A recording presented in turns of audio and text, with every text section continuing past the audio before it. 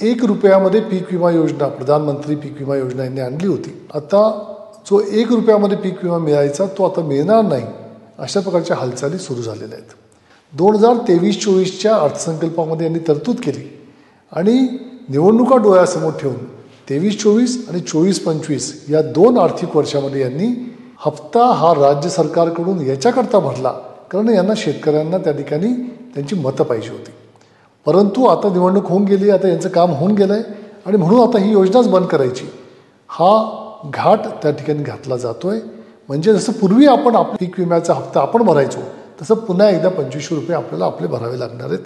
तुमच्याकडे असो किंवा नसो पण तुम्ही भरा, ही राज्य सरकारचा आता आग्रह आहे. पूर्वी पीक विमा योजनेमध्ये पीक कापणी प्रयोगावर आधारित नुकसान भरपाई हा एवढा एकच ट्रिगर होता. परंतु नंतर राज्य सरकारने त्याच्यामध्ये अजून 3 ट्रिगर ॲड केले. त्याच्यामध्ये स्थानिक नैसर्गिक आपत्ती, काढणी पश्चात नुकसान आणि प्रतिकूल हवामानामुळे पेरणी न होणे हे ट्रिगरसुद्धा त्याच्यामध्ये टाकले होते. आता त्यांनी ह्या नवीन नियमाप्रमाणे हे तिघही ट्रिगर काढून पूर्वीसारखं फक्त पीक कापणी प्रयोगावर आधारित, म्हणजे याचा अर्थ आपल्याला त्यांना कोणत्याही प्रकारची नुकसान भरपाई मिळू द्यायची नाही, याच्याकरता सर्व घाट घातला जातो आहे. गेल्या वर्षी तुम्हाला आठवत असेल की आपण अग्रिम रक्कम पीक विम्याची सरकारकडे मागून आपण हक्काने मिळवून घेतली होती. कारण तेव्हा प्रचंड मोठा दुष्काळ पडला होता, आपल्याकडे पीक हातचं पूर्णपणे गेलेलं होतं. त्यामुळे पीक विमा मिळायपर्यंतची आम्हाला वाट बघायला लावू नका, 25% अग्रिम रक्कम आम्हाला द्या म्हणून आपण घेतली होती. पण आता या नवीन नियमाप्रमाणे अग्रिम रक्कम तुम्हाला मागता येणार नाही आणि सरकार देणार नाही, याचा अंतर्भूत त्याच्यामध्ये केलेला आहे. पीक विमा योजनेमध्ये विविध बाबींअंतर्गत जेव्हा 2024मध्ये भरपाई देण्यात आली, त्याच्यामध्ये कशी भरपाई दिली ते आपण एकदा मागच्या वर्षीचं समजून घेऊ. स्थानिक नैसर्गिक आपत्ती 1455 कोटी, हंगामातील प्रतिकूल परिस्थिती 706 कोटी, काढणी पश्चात नुकसान 141 कोटी, पीक कापणी प्रयोग आधारित नुकसान भरपाई 13 कोटी.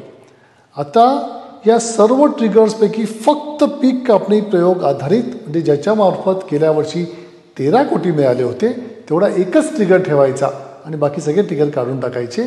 म्हणजे यांना तुम्हाला कोणत्याही प्रकारचा नुकसान भरपाईचा मोबदला मिळू द्यायचा नाही, याकरता हा सर्व घाट घातला जात आहे. म्हणजे असं एकंदर जर आपण बघितलं तर हे काही योग्य नाही.